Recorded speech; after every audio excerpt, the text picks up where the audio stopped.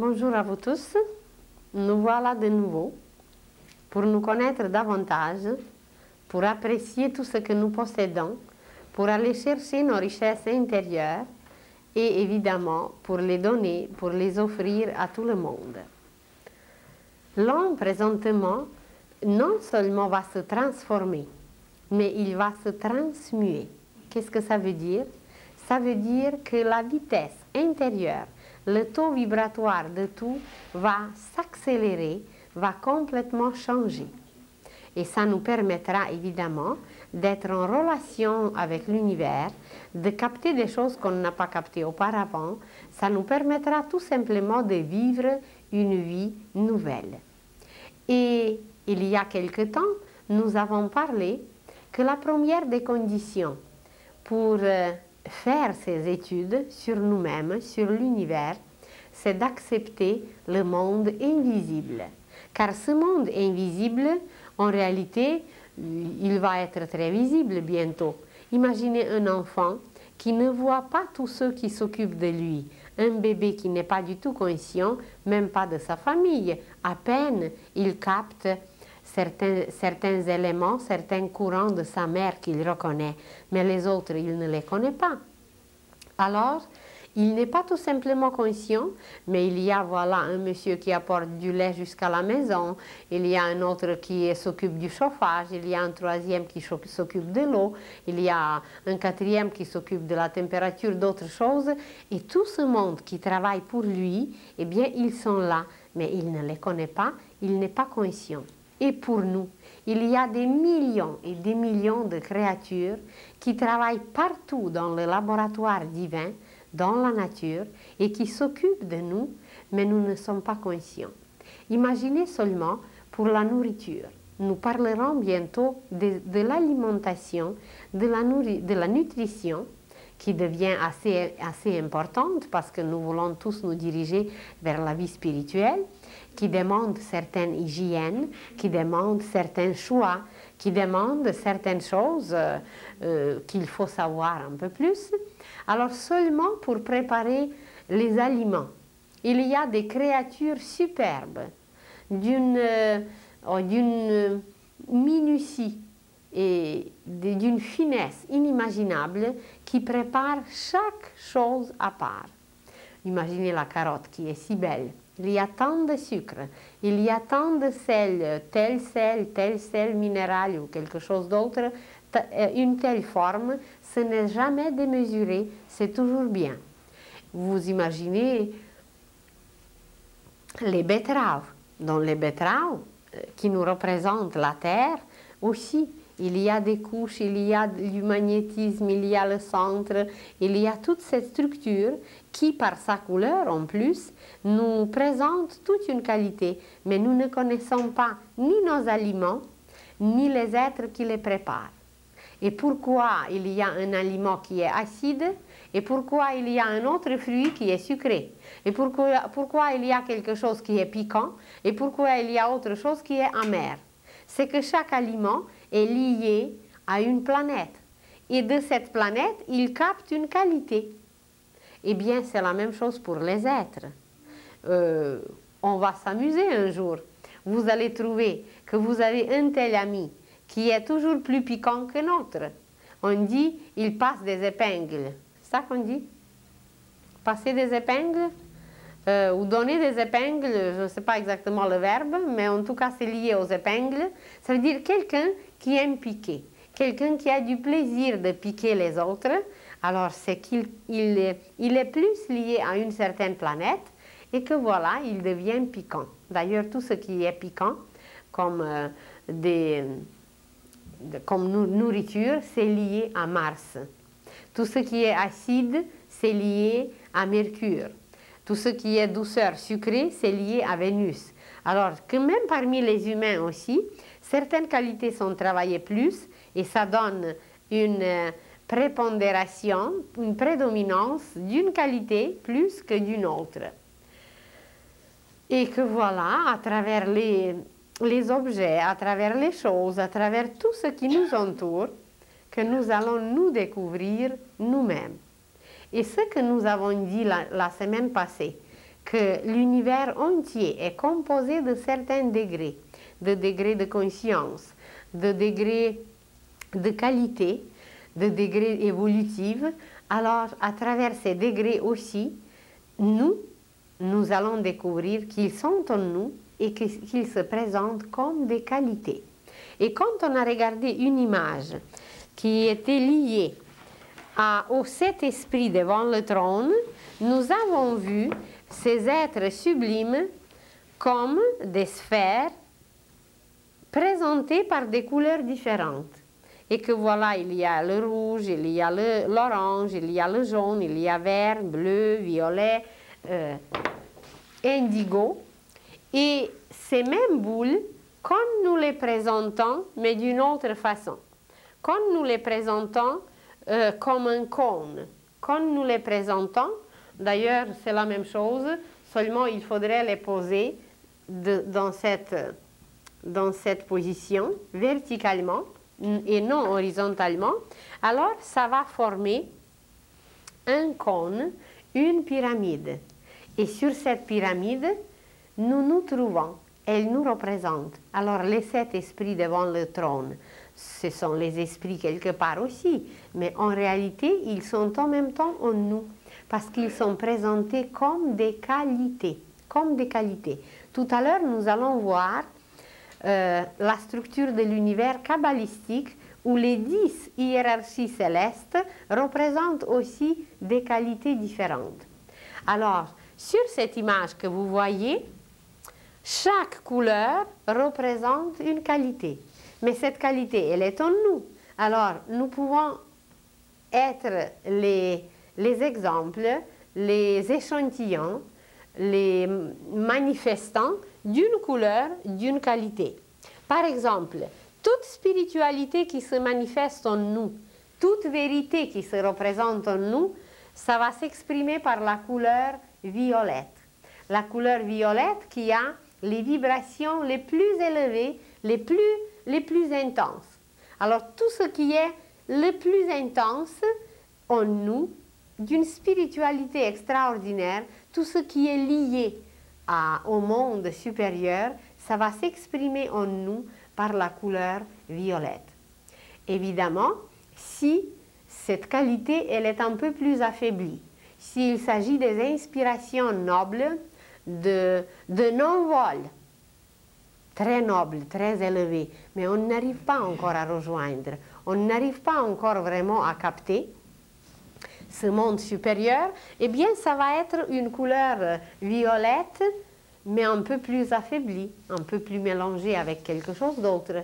Mais notre vraie spiritualité, notre intensité intérieure, notre mysticisme, l'âme même, elle va s'exprimer par cette couleur qui est extrêmement intense. En nous-mêmes, par exemple, quand nous sommes agressifs, quand nous sommes un peu guerriers, eh bien tout ça, ça va s'exprimer par un vert, par un rouge désagréable. Et quand c'est une couleur rouge agréable, ça va être une couleur qui nous donne le plaisir de vivre, qui nous donne une vitalité, une vie, on va être des bons vivants, quelque chose qui est très attachant à la vie, qui est très vital, mais le degré quand même de la spiritualité n'est pas très très élevé. Alors la vie même, tout ce qui est lié au mouvement de la vie, ça va se présenter dans notre aura comme la couleur rouge. Et évidemment, une qualité plus supérieure, une recherche du sens de la vie. Quand nous commençons à rechercher quel est le sens de la vie, c'est comme si on pénètre davantage dans cette couleur et on la mêle un peu avec la couleur de l'âme qui est blanche. Alors quand nous y ajoutons un peu, ça va donner un rose. Ça va donner un beau rose, un bon mélange de l'âme et de la matière. Une recherche plus profonde. Et quand nous voulons garder seulement pour nous cette recherche, nous ne voulons pas partager avec les autres. Ça va former une couleur orange, c'est la couleur des séparatistes, d'une philosophie trop individuelle. Ça veut dire on veut avoir quelque chose, on veut être éclairé, mais seulement pour nous-mêmes. On veut être assez indépendant de tout, mais aussi la couleur orange, c'est le courage, c'est la curiosité, c'est tout ce qui nous permet à découvrir, à dévoiler, à aller chercher les connaissances, et puis après, ou les garder pour nous-mêmes, ou les donner. Quand nous les donnons aux autres, la couleur orange se transforme en or. Alors, c'est la couleur solaire, mais quand nous la gardons pour nous-mêmes, elle reste toujours, quand nous nous séparons du reste, elle va rester orange, mais quand nous l'offrons aux autres, nous la transformons en or. Ensuite, tout ce qui est lié à notre intellect, ça c'est notre propre pyramide. C'est en nous-mêmes que nous possédons toutes ces couleurs et que nous les exprimons. Quand nous réfléchissons beaucoup, quand nous analysons beaucoup des choses, quand nous sommes centrés sur l'intellect, alors le mot réfléchir, ça veut dire refléter quelque chose, c'est ça? Le mot réfléchir, c'est réfléchir la lumière, c'est refléter la lumière. En réalité, réfléchir, c'est d'essayer d'atteindre la lumière parce que notre propre lumière n'est pas encore assez grande. Alors, tous les rationalistes, tous ceux qui réfléchissent, tous ceux qui aiment l'analyse, voilà, c'est la couleur jaune qui va exprimer tout ce travail intellectuel. Il est merveilleux, il est indispensable, mais là aussi, il ne faut pas garder trop seulement pour nous cette couleur, cette qualité plutôt, parce que ça va nous couper des autres, ça va créer un égoïsme, un jaune assez laid qui ne se laisse pas mêler avec les autres, qui est trop individuel, qui est trop rationnel, trop réfléchi, mais seulement pour nous-mêmes, ça va se transformer en un jaune très criard, un jaune dérangeant. Tandis que quand on est souple, quand on accepte le jaune des autres, c'est la pensée des autres. Alors quand nous acceptons la pensée des autres, eh bien, ça devient la couleur du blé, ça devient la couleur du miel. La couleur du blé, eh bien, c'est d'offrir, c'est de se donner, c'est de se laisser pétrir, c'est de se laisser broyer comme le blé. Il y a toute une science sur le blé, qui est un élément extraordinaire, qui est l'élément de la sagesse. Alors, cette couleur jaune qui est très belle, quand nous la partageons avec les autres, quand nous faisons d'une analyse une bonne synthèse. Le pain, c'est une synthèse. Alors, analyser, c'est de compter le blé. Il faut tant de grains pour faire le pain. Alors, le blé, c'est jaune, c'est l'analyse, et le pain, eh bien, c'est la synthèse, c'est la couleur du blé, c'est la couleur qui nourrit. Et d'ailleurs, dans notre prière la plus belle, dans notre Père, nous demandons le pain quotidiennement. Eh bien, sans le savoir, quand nous demandons le pain quotidien, chaque parole de la prière projette une couleur. Alors, nous émettons une belle couleur blé doré, blé or, parce que chaque parole de la prière, tout est d'ailleurs coloré. Dans le monde invisible, ce n'est que des couleurs. C'est des flambeaux des couleurs, c'est des océans, des vagues, comme vous voulez, mais c'est plein de couleurs. C'est plein de feu, mais de feu coloré. Alors, toutes nos impulsions dans la pensée, pour analyser, pour apprendre, pour compter, pour calculer, eh bien, ça va se présenter par cette couleur. Et quand ça prédomine en nous, ça va être ce jaune. Et si nous voulons garder tout ce qu'on a calculé, tout ce qu'on a compté, tout ce qu'on a analysé, si nous voulons le garder seulement pour nous, eh bien, ça va créer un jaune très désagréable. Je ne veux pas vous dire jusqu'à où ça peut aller, mais vous pouvez en conclure vous-même un jaune en tout cas désagréable. Tandis que si nous voulons partager nos connaissances, si nous voulons partager notre blé, bien évidemment, ça va se manifester comme une couleur extrêmement agréable, une couleur très belle, presque transparente, miel, blé, or, une très très belle couleur. Et chacune de nos pensées qui est partagée avec les autres, une pensée de donner, une pensée d'offrir, eh bien ça va être lié avec cette couleur dans notre propre pyramide. Ensuite, tout ce que nous emmagasinons, qui se présente comme du matériel, tout ce que nous cherchons et que nous déposons en nous, et que nous pouvons l'utiliser par la suite pour la croissance, pour l'expression, pour la manifestation. Ça se présente en nous comme la couleur verte, qui est la couleur de l'économie. Ça veut dire si nous sommes des bons économes, si nous nous faisons des bonnes réserves, pas pour les garder pour nous, mais pour les diffuser, pour les distribuer.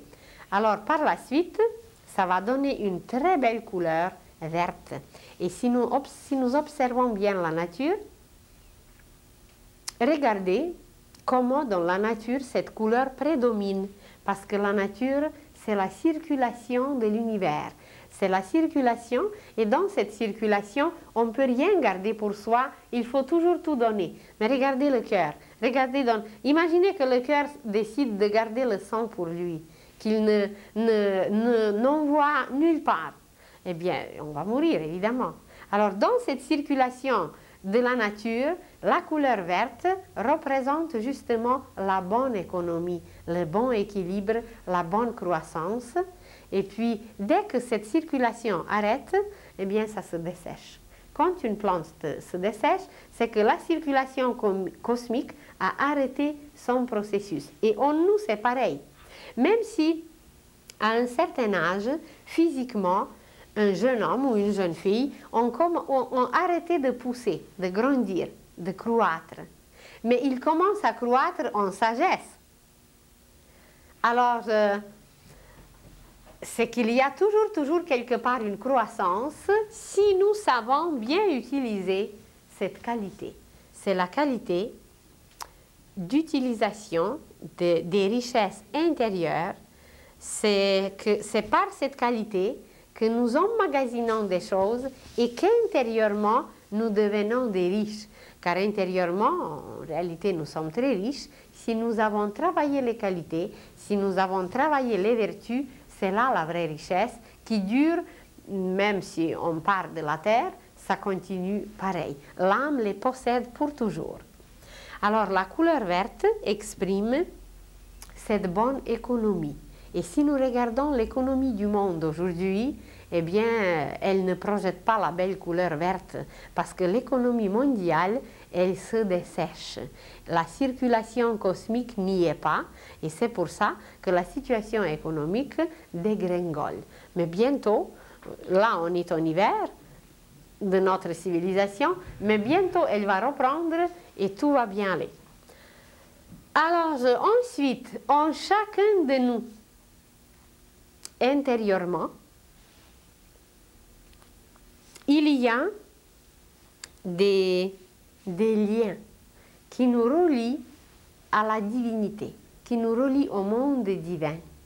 Et que chacun dans sa vie connaît les moments où on a envie de se cacher quelque part et puis de prier. Seulement nous, pour que personne ne nous voie. Ce sont les moments très très intérieurs, les moments où on a l'impression qu'on est en relation avec l'univers entier. Imaginez que vous avez eu la peine. Vous avez eu la peine, des soucis, et ça a duré assez longtemps. Et tout d'un coup, sur votre chemin se trouve une église. Et vous entrez dans l'église et vous vous mettez à genoux et vous commencez à prier. Mais vos soucis vous dérangent encore et vous oubliez la prière. Et puis ça frappe, ça tape dans votre intellect, dans votre tête, mais vous recommencez la prière. Et que voilà, vous arrivez jusqu'à la moitié, mais là, les soucis reprennent et vous oubliez la prière. Mais pour la troisième fois, vous avez réussi à la finir. Et tout d'un coup, vous vous sentez tellement bien. Il y a quelque chose qui est parti, qui s'est libéré en vous. Et puis, vous regardez autour si personne ne vous voit. Il y a une petite larme libératrice qui vous libère de tout et vous vous sentez très bien. Et c'est un moment où vous êtes liés, où nous sommes liés intérieurement avec l'univers entier, où Dieu nous parle. Car en réalité, Dieu nous parle dans les moments très silencieux. Alors tous ces moments de silence intérieur, d'une harmonie intérieure, qu'il y a un équilibre qui s'est installé intérieurement et qu'on le ressent. C'est un état musical. Et c'est lié à ce bleu, c'est la couleur de la religion, c'est la couleur de philosophie, c'est la couleur de l'harmonie, c'est la couleur de paix. Alors un bleu très profond qui nous permet de vibrer intérieurement et on n'a pas de parole. On n'a plus rien à dire, on peut d'ailleurs rien exprimer par la parole, tellement c'est intense à l'intérieur. Alors ça propage une couleur très belle, un très beau bleu qui se répand, Et quelquefois, vous rencontrez une personne, vous étiez tout agité, votre journée était à l'envers, vous avez reçu les factures à payer, etc. Et tout d'un coup, vous rencontrez quelqu'un et vous ressentez une paix s'installer en vous. Vous ressentez comme si c'était une musique, quelque chose de très harmonieux qui s'installe en vous. C'est parce que la personne qui est en face, la personne dégage beaucoup de cette couleur, elle nous envahit par cette couleur harmonieuse et que voilà, ça nous harmonise, ça nous berce. Et même, il se peut, si nos dérangements étaient très grands, que vous allez commencer à bâiller et que vous allez vous sentir tellement bien que vous avez envie presque de vous laisser bercer par cette personne, tellement elle est calme, tellement elle est paisible, tellement elle nous envahit par sa musique, par tout ce lien avec l'univers. Il y a quelque chose d'imperceptible, mais c'est là. Alors c'est ce bleu qui est là. Ça nous arrive comme ça de temps en temps de le percevoir. Mais imaginez les êtres qui vivent constamment dans cette harmonie. Des êtres qui vivent constamment dans une joie intérieure qui est très silencieuse, mais c'est imperturbable. Il n'y a rien au monde qui peut les déranger. C'est une joie constante, constante, constante. Alors, eux, ils vivent dans un bleu royal, dans un bleu d'une profondeur, mais dans une harmonie. Et c'est vraiment la couleur des rois. C'est la couleur de la maîtrise intérieure. Quand on a réussi à bien faire quelque chose, nous nous trouvons pour un instant dans un tel état. Nous nous sentons comme un roi, nous nous sentons comme un prêtre, nous nous sentons très très bien parce qu'on a bien fait une chose, on a bien réussi. Alors c'est la victoire aussi. Alors nous nous sentons très bien et dans ce cas, dans notre aura, il y a des couleurs, on dégage, on propage cette couleur, mais aussi, comme qualité intérieure, nous la travaillons. Nous la travaillons et voilà, toute cette royauté intérieure, toute cette noblesse intérieure. Vous connaissez par exemple des êtres comme ça, physiquement. Et nous connaissons comment on se tient. Vous avez quelqu'un qui va être toujours courbé, qui va avoir au lieu d'avoir une attitude, il va avoir une lassitude. Dans tout son corps, il y a quelque chose de mou. Il y a comme si ces os ne se tiennent pas ensemble. Alors, par cette lassitude, on propage une couleur qui n'est pas du tout belle. Quelque chose qui est très laid, c'est très terne, c'est gris, bleu-gris, mais c'est très, très, très laid. Tandis que quand on a une tenue bonne, correcte, que la colonne vertébrale est toujours droite, eh bien c'est la tenue royale. C'est par cette tenue d'abord, avant d'arriver aux qualités C'est déjà par la tenue, on dégage une couleur. On propage une couleur et on travaille une qualité. Parce que la colonne vertébrale, elle n'était pas créée pour être courbée. Peut-être avec tous nos karmas, avec les siècles et les siècles, eh bien, elle s'est courbée. Mais il faut la redresser. Il faut que le courant nous pénètre parce que sur l'illustration que vous connaissez déjà, sur cette illustration, nous allons étudier un jour des... Excusez-moi, je prends ma baguette magique. Sur cette illustration, nous allons étudier les courants. Et que tout au long de la colonne vertébrale, et non seulement de la colonne vertébrale, mais jusqu'au sommet de la tête, nous avons un courant, et c'est le courant de l'esprit.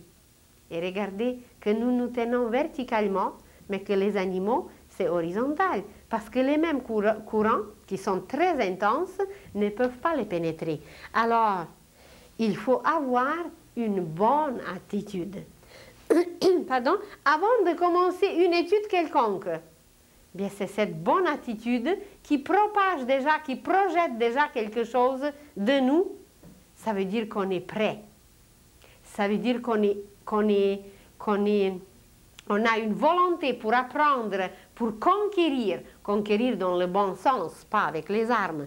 Alors voilà, déjà, notre attitude, sans parler des philosophies, sans parler de l'union avec Dieu, sans parler du reste, déjà dans notre position, dans notre attitude, il y a quelque chose qui se dégage et qui se propage et qui forme une couleur. Vous avez du plaisir à regarder quelqu'un qui se tient bien. Vous vous dites, oh, il a quelque chose de noble dans son attitude, dans sa tenue. Et c'est très vrai, c'est que vous captez sa couleur, c'est que vous voyez sa position qui est très belle, parce que ça dégage une belle couleur, et que voilà, tout cela ensemble nous permet de travailler des qualités, de travailler cette philosophie intérieure, d'être royal, d'être noble, d'être le dirigeant, le maître de nos propres cellules. Dans une position de lassitude, ce n'est pas possible. Parce que nos cellules, c'est des petites intelligences. Il ne faut pas croire qu'elles ne sont pas intelligentes. Vous prenez seulement l'estomac. Vous prenez seulement le système digestif, comment ça marche bien. Et seul Dieu sait quelle sorte de combustible inconvenable nous lui donnons à notre estomac, et il travaille tout. Et tout le système digestif digère tout. Malgré que c'était peut-être un combustible absolument pas convenable, absolument indigeste. Sans parler des autres feux. On est plein de feux en nous. Chaque système, c'est un feu. Imaginez le système nerveux. Bon, ça c'est moins présentable, moins imaginable que l'estomac. Imaginez le feu sexuel. Imaginez le feu de la volonté. Et même dans la volonté, il y a plusieurs sortes de feux. Il y a la volonté de connaître, il y a la volonté d'aimer, il y a la volonté de créer, il y a beaucoup de volontés en nous. Et chacune de ces volontés, de ces qualités, c'est un feu, avec un combustible unique. Un tel combustible et pas autre chose. Quand vous faites le plein pour votre voiture, bien, vous ne mettez pas du lait. Et pourtant, ben, c'est quelque chose de merveilleux, mais pour un bébé, pas pour votre voiture. Vous ne mettez pas du miel non plus. Alors, pour nous, c'est pareil. Pour chaque partie, pour chaque feu, c'est un combustible. Et notre tenue, notre position, notre attitude, c'est déjà le point de départ bien, pour tout ce qu'on va faire. On va même apprendre comment se lever le matin. D'ailleurs, la sagesse populaire le condense déjà dans une phrase de se lever du bon pied. Eh bien, c'est une très grande sagesse de se lever du bon pied. Le pied droit, c'est ça le bon pied. Le pied droit, c'est la volonté. Ça ne veut pas dire que le pied gauche n'est pas bon. Il est très bon. Il est très nécessaire pour notre marche, pour l'équilibre, etc. Mais le pied gauche, c'est l'imagination. Le pied droit, c'est plus et le pied gauche, c'est moins. Évidemment, il est plus quand il est en avant. Quand il reste en arrière, il est moins. Parce que nous sommes dans toute cette polarisation et polarité. Mais quand nous nous levons le matin, il faut être conscient qu'il faut se lever toujours de bon pied, ça veut dire que c'est la volonté, c'est la maîtrise, c'est cette couleur, c'est que nous serons le roi de la situation si nous nous levons de bon pied. Si nous nous levons du mauvais pied, eh bien, nous ne serons pas le roi de la situation, ça va nous échapper. Ça ne veut pas dire, vous allez dire, oui, je me suis levé hier du bon pied, et puis il y a des choses pas très belles qui me sont arrivées. Oui, parce qu'après, pendant la journée, on oublie. Après, pendant la journée, on ne se contrôle pas. Alors, même si on se lève inconsciemment ou consciemment du bon pied, après, on oublie, on ne se maîtrise plus. Et évidemment qu'il peut nous arriver des choses fâcheuses pendant la journée. Mais avec la répétition, avec l'exercice, eh bien, c'est nous qui avons devenir les maîtres de la situation, les rois, ceux qui dirigent tout, ceux qui tiennent les guides dans leurs mains. Parce que jusqu'à présent, on n'a pas toujours tenu les guides, ou presque pas. Et que voilà, nous revenons encore à cette couleur qui exprime le lien avec l'âme. Quand l'homme est lié à l'âme, quand nous faisons une méditation tellement profonde qu'on communique, plutôt on communie avec l'âme. Communiquer, c'est encore au niveau de l'intellect. Mais communier, c'est vraiment avec l'âme. Eh bien, nous sommes baignés dans une lumière violette. Et d'ailleurs, plus un être devient spirituel, plus une lumière violette grandit au-dessus de sa tête. Parce que c'est la lumière de la spiritualité, c'est la lumière qui nous lie au monde invisible avec les êtres les plus sublimes. Alors voilà, cette pyramide, ce cône se trouve en nous. Et quelquefois, nous vivons des moments tellement intérieurs, tellement extraordinaires, bien que nous exprimons le sommet de notre propre pyramide. Et quelquefois, on est bien quelque part et puis on crie, et puis on a un peu d'agressivité. Alors, nous sommes à la base de notre pyramide. Quelquefois, nous réfléchissons. Quelquefois, nous analysons bien des choses, sans faire trop la synthèse, évidemment. Alors, nous sommes dans le jaune. Mais si nous faisons une bonne synthèse, si nous ramassons toutes nos analyses, tout ce qu'on a étudié et nous faisons une synthèse qui est une bonne conclusion et qui sert d'un tremplin pour aller plus loin, eh bien, dans ce cas, nous propageons une couleur jaune-or. Nous sommes baignés dans une lumière magnifique. Et vous connaissez déjà, je crois, l'image, mais je ne suis pas sûre si je l'ai ici, mais je l'ai quelque part. Je pourrais la voir, s'il vous plaît, l'image avec Laura. Avec Laura. Vous allez voir tout à l'heure comment ces couleurs se mêlent en nous et comment elles nous manifestent. Comment tout se propage. Excusez-nous, c'est juste de transmettre. Merci, merci. Alors voilà, toute cette pyramide qu'on a eue, comme chaque couleur à part, évidemment, entre ces couleurs de base qui sont le reflet de l'âme. Les 7 couleurs que nous avons vues, c'est les couleurs que l'âme reflète selon la loi du prisme. L'âme qui travaille avec sa lumière blanche, cette lumière blanche contient 7 couleurs du prisme. Et ce que nous avons vu sur le cône, eh bien, ce sont 7 couleurs du prisme, mais entre ces 7 couleurs de base du prisme, il y a d'autres qui sont plus foncées, plus pâles, plus mêlées, plus mélangées, et puis ça donne des couleurs différentes, et c'est le résumé de l'homme, c'est notre peau spirituelle. Comme nous avons la peau physique à travers laquelle nous transpirons, à travers laquelle nous touchons l'atmosphère, à travers l'aura, nous touchons le monde invisible. Et c'est pour ça qu'il y a 2 ou 3 semaines, nous avons parlé que la première condition pour étudier l'univers, c'est d'accepter son existence, c'est d'accepter qu'il est vivant, qu'il est rempli des êtres superbes et sublimes, et que ces êtres contiennent des qualités qui se manifestent par des couleurs. Et ces qualités, ces êtres avec leurs qualités, eh bien c'est cet esprit devant le trône qui se manifeste à travers nous, mais en petit évidemment au début. Alors voilà le résumé de l'homme, de ses pensées, de ses sentiments et de ses actions. Ça se manifeste comme l'aura. Et quelquefois, il y a un peu plus d'agressivité, ça va donner un rouge à peu près comme vous voyez ici. Un rouge mêlé avec un brun, un rouge désagréable. Quelquefois, nous serons un peu plus philosophes.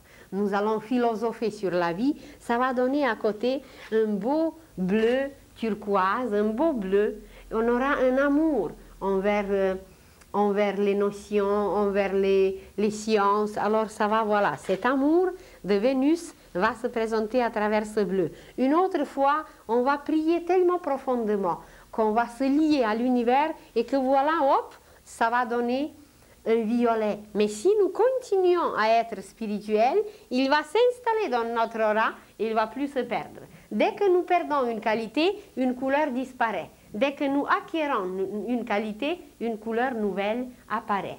Et quelquefois, bien, on a certaines couleurs quand même de base, parce qu'il y a des êtres qui sont plus pieux, il y a des êtres qui sont plus grossiers, il y a des êtres qui sont plus criminels, il y a d'autres qui sont plus religieux, plus philosophes. Alors il y a quand même déjà une certaine couleur qui est la couleur de base, mais c'est sa luminosité qui compte. Il y a un criminel qui peut avoir du vert, et il y a un être très spirituel qui va avoir aussi du vert dans son aura, mais le vert chez le criminel, ça va être d'une verdure inimaginable. C'est très laid, c'est pas beau, parce que son amour ne circule pas bien. Il a encore la haine, il a encore la jalousie, il a encore toutes ces affaires, et ça mêle une couleur laide dans son vert. Son économie n'est pas tout à fait équilibrée. Tandis que chez un être, je ne sais pas, comme Mère Teresa, eh bien, qui déverse son amour partout, qui aime tout le monde, qui entretient même l'économie chez les autres, eh bien, ça va être un verre d'une luminosité, d'une limpidité transparente. Et que voilà, un jour, on n'aura plus besoin ni de juge, ni de police, ni de prison, parce qu'on va voir toutes nos qualités dans notre aura. D'ailleurs, depuis que j'étais petite, j'ai toujours désiré d'inventer un appareil qui va photographier la pensée humaine. Je me suis dit, mais ça serait tellement simple, il n'y aura plus de menteurs, il n'y aura plus de voleurs, juste de photographier sa pensée et on voit si c'est vrai ou si c'est pas vrai ce qu'il dit. Bien, aujourd'hui, on arrive à comprendre que cet appareil est déjà dedans, que nous pouvons lire la pensée des autres. Évidemment, ce n'est pas encore permis parce que nous allons profiter, nous allons utiliser ces pensées. Alors, quand on va être au point, suffisamment altruiste, suffisamment pacifiste, suffisamment grand, eh bien, on va communiquer non seulement avec les humains, mais avec l'univers entier. Et que voilà, nous touchons l'atmosphère spirituelle, le monde invisible, les anges, tout ce monde qui peuple l'univers, nous les touchons par l'aura, comme nous touchons un arbre, un objet, par la peau physique. La peau physique a sa correspondance dans notre aura qui est la peau spirituelle. Nous nous touchons d'ailleurs mutuellement. Vous entrez dans l'autobus et votre aura transmet quelque chose aux autres et de chez les autres, vous retirez quelque chose. Il y a certains qui n'aiment pas la foule. Il y a certains êtres qui n'aiment pas trop aller là où il y a trop de monde.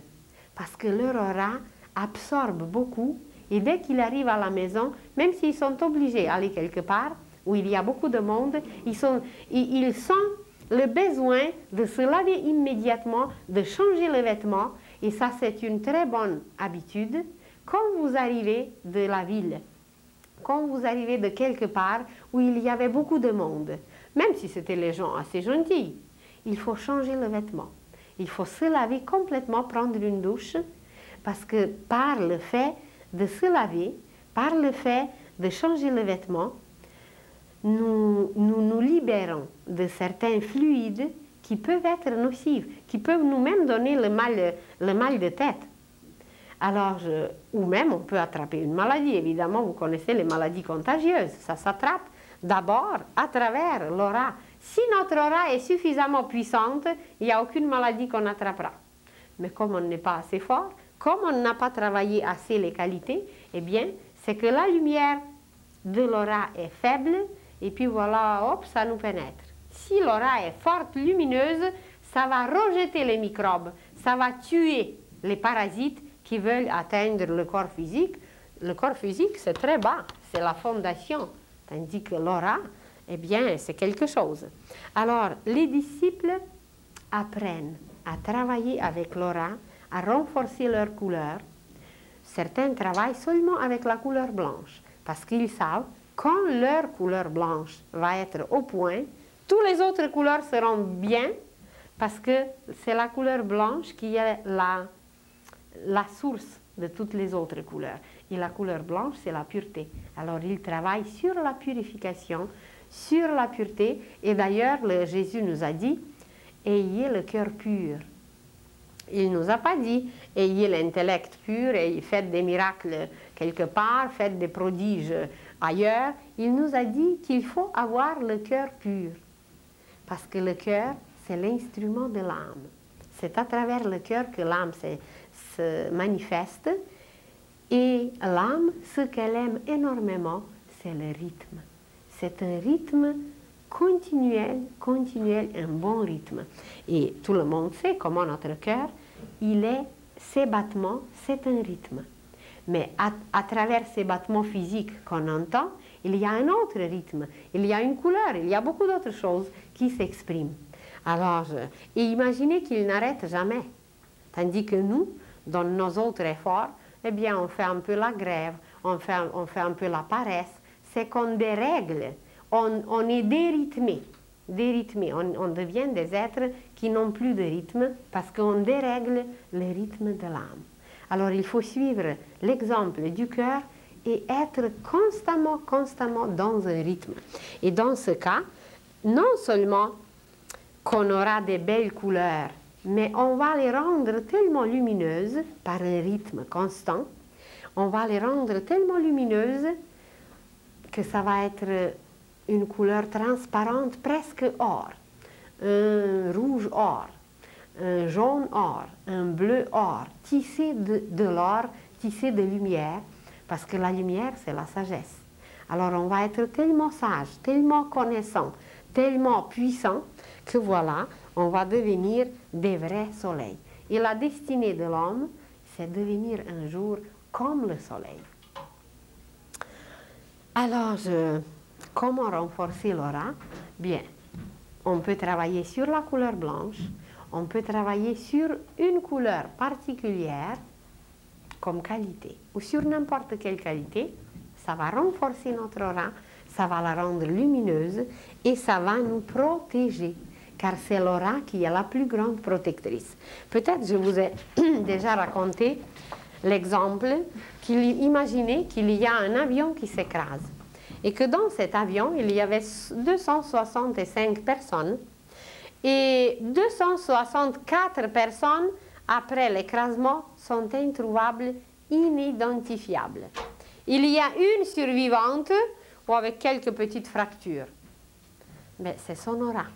Si tous ceux qui font les enquêtes par la suite pendant des semaines et des semaines, inutilement évidemment, pour savoir comment se fait-il qu'une seule a survécu, eh bien c'est grâce à son aura. Il y avait une seule son aura était tellement puissante qu'elle a rejeté toutes ces matières métalliques et que voilà, ça fait un dôme, ça fait un œuf autour de nous et même la radioactivité ne peut pas pénétrer quelqu'un qui a une aura puissante parce que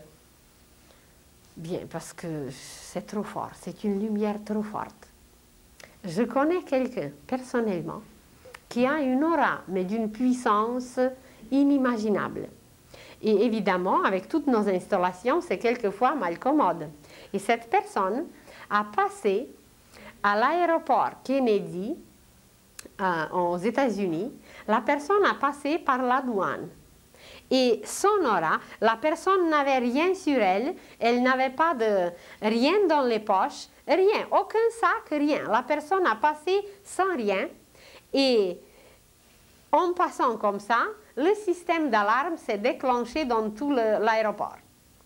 Et puis on l'amène chez le chef de la douane, ou je ne sais pas de quoi là, on l'amène chez le chef, ils font un contrôle complet, il n'y avait rien dans les poches, il n'y avait rien nulle part, et puis il lui donne un papier pour repasser la douane, ou je ne sais pas, un passage là, et la personne repasse, et puis le système d'alarme se déclenche encore. Alors vous voyez, si nous avions déjà les auras si fortes, eh bien on ne pourra pas passer tranquillement, je ne sais pas, quelque part par la douane, parce que ça va déclencher le système d'alarme, puis ça va éveiller inutilement plusieurs personnes, tandis que comme ça, nos auras sont encore assez neutres, assez petites, alors on passe, puis on est faible, puis on tombe, puis on se lève, mais de plus en plus, nous allons apprendre à travailler avec notre aura, qui est une lumière extraordinaire, qui doit contenir seulement les qualités, qui doit nous exprimer dans toute cette gamme des couleurs de l'âme, dans toutes ces qualités merveilleuses, mais évidemment, il faut les cultiver, il faut les travailler, et par la suite, alors tout va bien aller. Alors, nous sommes liés à l'univers par notre aura. Et quand les êtres invisibles nous observent, ça ne les intéresse pas tellement quelle sorte de souliers nous avons. Ça ne les intéresse pas qu'est-ce que nous allons hériter de notre grand-père. Ça ne les intéresse pas quelle sorte de voiture nous avons. Ce qui les intéresse, c'est notre aura, notre carte d'identité devant le monde invisible, devant les anges, les archanges, nos instructeurs qui sont des catégories supérieures. Notre carte d'identité, c'est notre aura. Peu importe si nous avons 1 million dans le compte de banque, ça ne les intéresse pas du tout. Si notre aura est terne, nous pouvons avoir des milliards, nous pouvons posséder la terre entière, c'est impossible disons, nous pouvons posséder des terrains et des je ne sais pas quoi, ça ne les intéresse pas du tout parce que si nous n'avons pas de qualité intérieure, ça ne se projette pas dans notre aura, toute cette richesse. Au contraire, ça donne des soucis, ça crée toutes sortes d'ennuis. Et comme ce n'est pas dans l'aura, ça va être un être humain imperceptible. Imaginez l'océan la nuit et qu'il y a 4 milliards de bateaux sur l'océan. Et que voilà, il y a un bateau rempli à craquer de l'or. Disons, des milliards. Mais s'il n'a pas une seule petite lumière sur lui, eh bien, personne ne verra qu'il y a même un bateau. Alors, c'est un peu comparable avec les 4 milliards des humains sur la Terre. Si l'aura n'est pas allumée, ça veut dire si elle n'est pas lumineuse, eh bien, ils ne nous aperçoivent même pas. Ils ne nous voient pas. Mais comment voulez-vous? On prie quelquefois, on voudrait, mais ça n'arrive pas. Évidemment, parce qu'on n'a pas projeté une lumière, on ne s'est même pas aperçu qu'il y avait une demande. C'est comme si vous envoyez une lettre sans marquer l'adresse ou sans mettre les timbres. Sans timbre, peut-être ça pourrait se rendre, mais celui qui va recevoir, il doit payer. Alors, ou que c'est écrit illisiblement. Alors, voilà, c'est ça notre aura. C'est une écriture extraordinaire et c'est par cette écriture que nous projetons et qu'après tout arrive. N'importe quel désir qui est évidemment valable pour l'humanité, pour la planète, pour la paix, pour l'amour, pour la réalisation de toutes les merveilles sur la terre, ça se réalise, mais il n'y en a pas beaucoup. Présentement, nous ne sommes pas encore très nombreux pour demander une vie sur la terre, mais une vie divine. Eh bien, c'est pour ça qu'il y a toutes ces sciences ésotériques, initiatiques, qui nous expliquent un peu comment ça marche pour qu'on se lance, pour qu'on s'engage dans ce travail merveilleux. C'est juste de demander. Et puis, on se croit qu'on est des chrétiens, on se croit qu'on est des intelligents. Et puis, en réalité, qu'est-ce que Jésus nous a dit? Il a dit, demandez le royaume de Dieu et sa justice sur la terre, et tout le reste vous sera donné en surcroît, ça? Eh bien, qui demande? Peut-être comme ça de temps en temps, un parmi 10 000, un parmi plusieurs qui vraiment demandent le royaume de Dieu sur la terre. Mais ce royaume de Dieu sur la terre, c'est d'abord dans notre propre terre, dans notre propre corps, et après seulement ça va s'extérioriser. Alors, si nous le demandons, eh bien tout le reste viendra comme surcroît. Mais on ne le demande pas encore, on ne sait pas qu'est-ce qu'il faut faire, comment il faut faire. Alors pour nous, comment se lier avec l'univers, comment faire? Eh bien, c'est exprimant les qualités, en exprimant les qualités, les vertus, en projetant des belles couleurs. Même vous ne connaissez pas encore beaucoup par exemple, mais vous vous dites aujourd'hui, demain, toute la semaine, toute cette année, même toute cette vie, je vais travailler sur la couleur bleue qui est la paix, qui est l'harmonie, qui est la musique, qui est tout ce qui est le plus calme, le plus beau. Alors, et vous travaillez et vous sortez de la maison et vous imaginez que vous inondez la terre entière dans une lumière bleue. Vous achetez quelque chose, une petite bougie, une petite lumière en bleu, une petite fleur en bleu, ou une violette, une couleur encore plus supérieure, et qu'en travaillant sur une couleur pure, limpide, une qualité belle, petit à petit, on va influencer, inonder, tromper dedans les humains pour que tout s'améliore. Mais comme personne n'est conscient, personne ne travaille, alors tout le monde reste dans ses misères. Et voilà, comme le soleil qui projette ses rayons jusqu'à dans notre maison, l'être humain va devenir la même chose. Seulement le soleil, qui avait au début aussi des couleurs très différentes, il a tellement travaillé ses qualités que présentement c'est or. Tout est en or, tout est lumière, lumière. Et les rayons, la lumière du soleil que nous voyons, c'est l'aura des êtres qui vivent sur le soleil. Alors, imaginez le degré d'évolution de ces êtres qui sont sur le soleil et qui projettent leur aura. Et peut-être je vous ai déjà mentionné qu'un jour nous parlerons du centre de la Terre et que le centre de la Terre est habité et que le centre de la Terre ressemble à un soleil en miniature et que de ce centre de la Terre jusqu'à la surface de la Terre, il y a des courants, il y a des couloirs, il y a des liens et la science commence à les connaître. Il y a un scientifique explorateur américain qui est allé au pôle Nord. Et au pôle Nord, il a découvert des choses si fascinantes qu'il ne croyait pas à lui-même, il ne croyait pas à ses yeux. Et il a fait un rapport, mais jamais personne n'a connu ce rapport.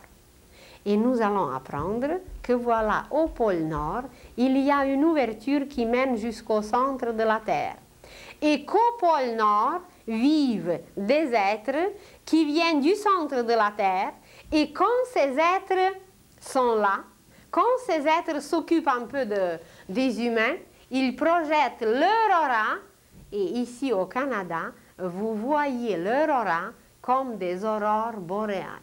Les aurores boréales, ce n'est rien d'autre que des projections lumineuses de l'aura de ces êtres qui, voilà, veillent sur nous, qui s'occupent de nous, qui regardent comment ça marche sur la Terre et qui ont des occupations dont on n'a aucune idée, nous. Alors, voyez, tout a son aura. Et c'est à travers l'aura qu'on se lie aux autres, qu'on se lie à l'univers et qu'on peut contacter, on peut toucher tout ce qui existe, tout ce qui vit par notre aura. Et quand nous allons apprendre à travailler avec l'aura, nous allons pénétrer dans le cœur des choses. Nous allons toucher le cœur des choses. Et par son aura, un grand instructeur de l'humanité, c'est par son aura qu'il touche le cœur des humains. Vous voyez, si vous avez eu une occasion de rencontrer un grand sage, un grand maître, il ne dit pas un mot. Et puis on se sent qu'on n'ose pas de lever le regard parce qu'on sent une lumière, on sent quelque chose qui est là. Eh bien, c'est son aura. Évidemment, son aura est très protectrice, son aura nous aide beaucoup, mais c'est en face de son aura que nous sommes, et c'est à travers son aura qu'il nous transmet des merveilles. On pourra guérir, on pourra transformer, transmuer, ressusciter seulement par notre aura. Alors, je vous souhaite une bonne semaine et bonsoir à tous.